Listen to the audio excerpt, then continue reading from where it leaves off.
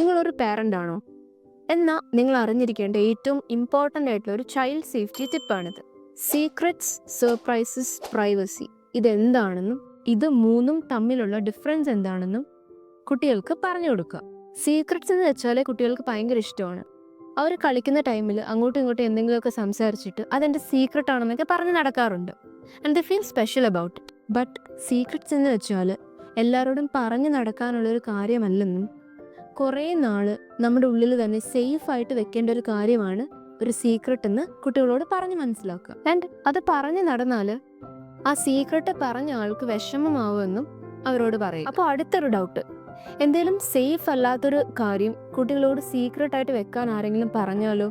അവർ അത് നമ്മളോട് പറയണ്ടേ? അവിടെയാണ് ഒരു സേഫ് ആൻഡ് അൺസേഫ് സീക്രട്സ് തമ്മിലുള്ള ഡിഫറൻസ് കുട്ടികളെ പഠിപ്പിക്കേണ്ടത്. അതെന്താണെന്ന് നമുക്ക് അടുത്തൊരു വീഡിയോയിൽ നോക്കാം.